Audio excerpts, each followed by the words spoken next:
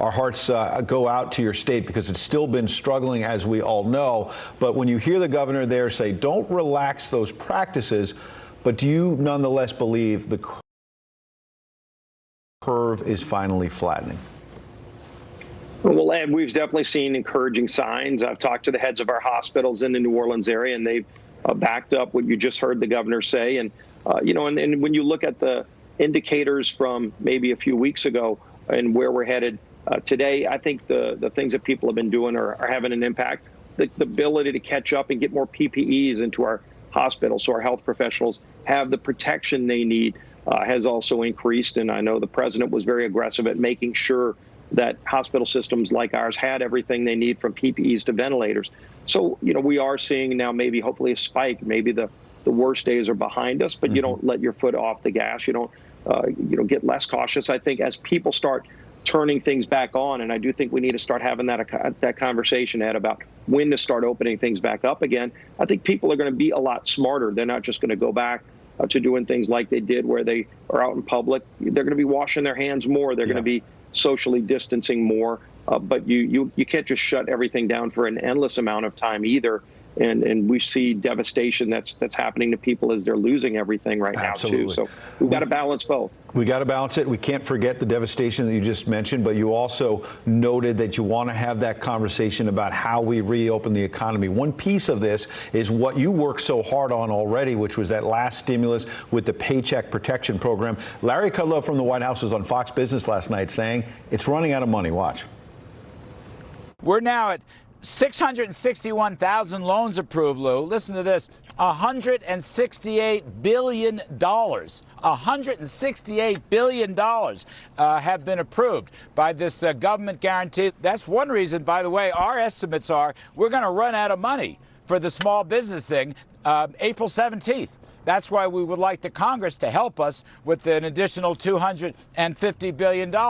The money is running out, as you hear from the White House. They're trying to help a lot of people around the country, these small businesses and others, and yet the Hill newspaper this morning says the Senate has punted on this. What are you going to do about that? Well, we've got to keep coming back, and I've talked to Larry Kudlow about this. I've talked to the president about this.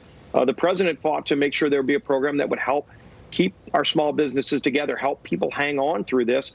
Both the businesses and the workers, and by the way, so that workers don't have to go on the unemployment rolls and Medicaid. They can stay on their employer's payroll and their employer's health insurance. And so we've seen now over 1 million companies in America have now applied for this program, and the checks are going to be going out soon. Our local banks have done a phenomenal job at working with those local businesses. They don't want to see these small businesses go under, because then all of a sudden you have a collapse of a fabric of our country, and then you have all this extra debt. So hopefully we can see these small businesses make it through this, and the PPP, as it's called, the Paycheck Protection Program, can get that extra $251 billion that the president called for and Larry was talking about there. The Senate had a chance to get it done. Unfortunately, you saw Chuck Schumer and Nancy Pelosi come out with a list of demands, as you could call them, instead of just saying, look, this is something that's working for families. The checks are going to go out into people's automatic deposit accounts in the next few days. You're going to start seeing that $1,200. But you want their businesses to stay afloat, too.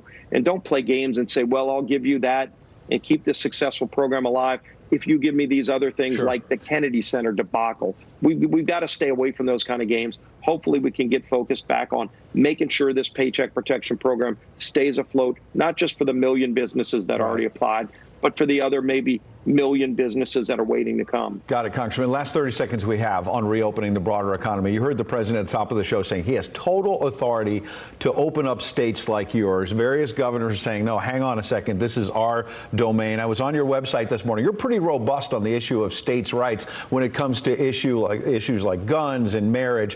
Where do you come down on this? Is it up to the governors or the president? Well, if you watch over these last 2 months, states have been taking their cue from the president.